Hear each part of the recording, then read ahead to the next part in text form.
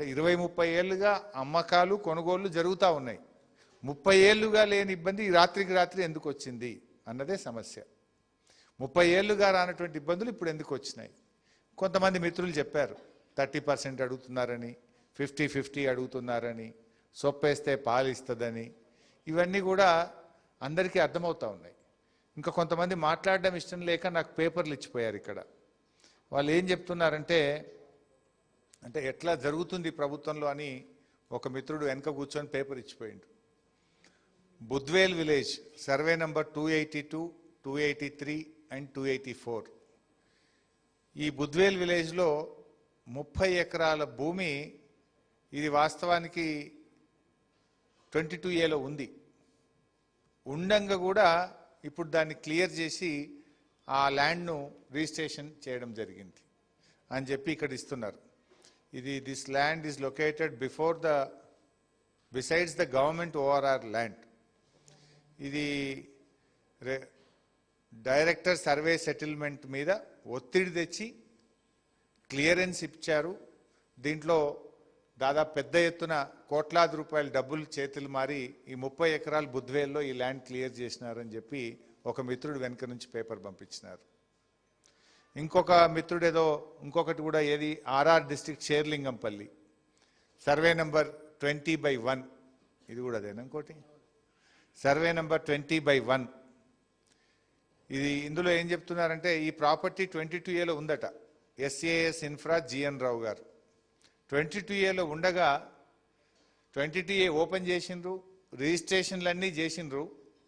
రిజిస్ట్రేషన్లు అయిపోగానే మళ్ళీ మొన్న 10 రోజుల కింద మళ్ళీ 22A పెట్టిండట ఈ గవర్నమెంటే. సో 22A తీసిండ్రు, రిజిస్ట్రేషన్లన్నీ బిల్డర్కు సాయం చేయడానికి రిజిస్ట్రేషన్లు చేసిండ్రు.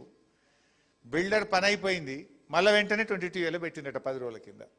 ఇది మా పరిస్థితి ఏంది సార్ అని చెప్పి, ఇందులో కూడా 30% తీసుకున్నారు సార్, పెద్ద ఎత్తున చేతులు మారినాయని చెప్పి. ఇది ఎస్సీఎస్ ఇన్ఫ్రా జిఎన్ రావు గారు తీసింది వాళ్ళే, రిజిస్ట్రేషన్లు చేసింది వాళ్ళే, మళ్ళీ 10 రోజుల కింద పెట్టింది వాళ్ళే.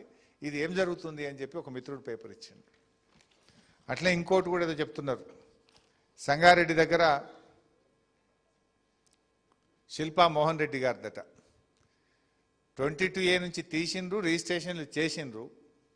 ఇది ముఖ్యమంత్రి గారికి తెలిసి అట్లా తీసిండ్రు అని మళ్ళీ పెట్టించిండట. తీసింది ఎవరు, పెట్టించింది ఎవరు? మంత్రి గారు తీసిండ్రు, ముఖ్యమంత్రి గారు పెట్టించిండట. అంటే మరి ఇప్పుడు పాపం తీసినప్పుడు కొనుక్కున్న వాళ్ళ పరిస్థితి ఏంది, మళ్ళీ పెడితే వాళ్ళ జీవితాలతో ఆడుకుంటే ఏమవుతుంది అనేటువంటిది ఒక ఇష్యూ.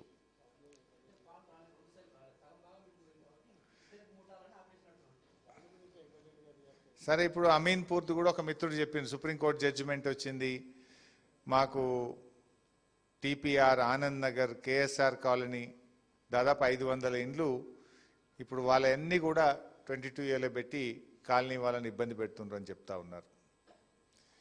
జనరల్గా రేవంత్ రెడ్డి గారు ఏమంటాడంటే నేను రియల్ ఎస్టేట్ చేస్తా, పొంగులేటి గారు కూడా అదే చెప్తాడు. మా రేవంత్ రెడ్డి గారు, పొంగులేటి గారు మాకు రియల్ ఎస్టేట్ బాగా తెలుసు అంటారు. మేము రియల్ ఎస్టేట్ వ్యాపారం నుంచే పైకి వచ్చినాము అంటారు. మరి రియల్ ఎస్టేట్ బాగా తెలిస్తే ప్రజలకు ఏమన్నా మేలు జరగాలనా?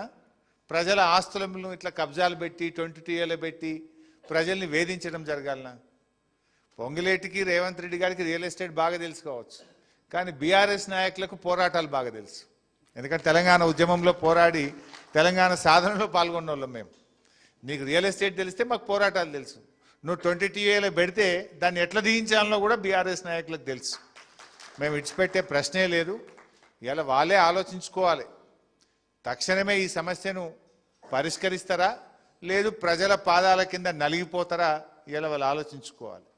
ఎందుకంటే ఇంత సీరియస్ ఇష్యూ ఇది. ఒక వ్యక్తిదో, ఒక కాలనీదో, ఒక ప్రాంతందో కాదు.